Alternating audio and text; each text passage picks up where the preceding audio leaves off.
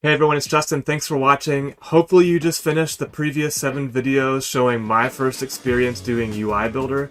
In this video, I want to give you some closing thoughts and kind of where I think things are going to go from here.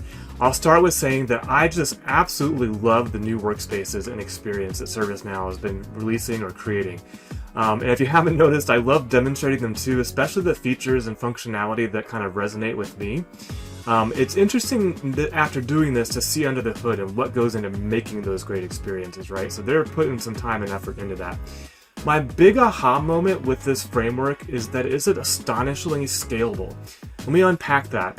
I walked away with, there's about 5 major phases in configuring these experiences. There's the application itself, right? So your tables, your data, your security, your workflows, your automation, that we've been doing for years in ServiceNow, and that's all still there. Then you layer on this UI builder. You're building the user interface in that particular application like you saw in the video. So there's landing pages and pages that people can click on and go to things that make up that experience. And a common theme we're kind of seeing from ServiceNow and their product design is there's usually a landing page with some useful reporting and widgets, and those can be clicked through and go to different records or lists. Then there's usually like a dedicated page for the records themselves where you're going in and seeing related lists and updating things. And then there's kind of like usually a button for, let me just get to the list because I don't need reports to know where I need to get to.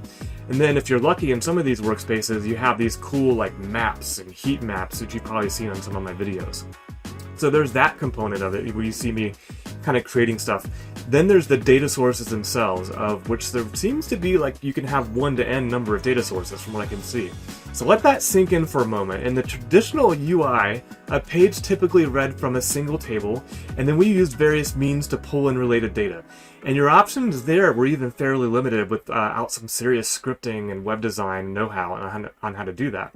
So that alone, like being able to pull in information from this table and that table and filter and all that stuff is really neat. Then the fun begins with what you saw in the videos of adding various components, all these really cool things like the different lists and separators and buttons and carousels and calendars. I mean, the list, there's just hundreds of them out there. So each one of those components has their own configurations, their own styling, their own events that you could be listening for things or clicking or updating or doing things on. So they have their own configuration. And then the last thing that hopefully you saw in the videos too is that there's a whole theming component and making everything look pretty and look good.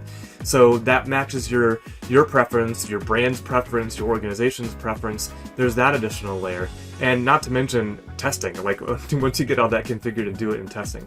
So my number 1 takeaway, other than my big aha moment, is that the learning curve here is high. I'm just going to be straight up with you. I don't think that's a bad thing. I'm not saying it as a negative connotation. I had very explicit instructions as part of the lab exercises, and I still managed to screw some things up. It's probably way too fast in the video for you to see it, but I had to go back and like fix things and change things that I did wrong, even though I was following the instructions. It's definitely not a no or low code experience. There were parts of the exercises where I was copying and pasting scripts, CSS, JSON objects that were provided as part of the lab, so you could highlight them and copy them over. And I probably spent 30 minutes on the second challenge before calling it. I just couldn't figure it out. That involved the use of a data transform for journal notes, and my strategy was to kind of see what other workspaces were doing. So I was going into some read-only workspaces and saying, well, what do they do to bring in the journal notes? And I just couldn't figure it out. And after 30 minutes, I was like, maybe another time. There's still so much basic stuff to learn in there. But I think my message to you is a high learning curve means there's opportunity for specialization. So if you can add this to your list of skills and capabilities, you'll be in the elevated class of admins and developers, and people will be looking for that strength and that skill set. I honestly can't wait to see this product or building tool evolve. There's so much potential and so much that's going to happen, and ServiceNow is just doubling down. I think the tea leaves are really easy to read. This is the direction ServiceNow is heading, and I'm really excited about what happens next in UI Builder. Based on my experience, this is going to be on my list of things that I need to stay current on and understanding. I hope you found this video helpful. I hope you found the whole series helpful.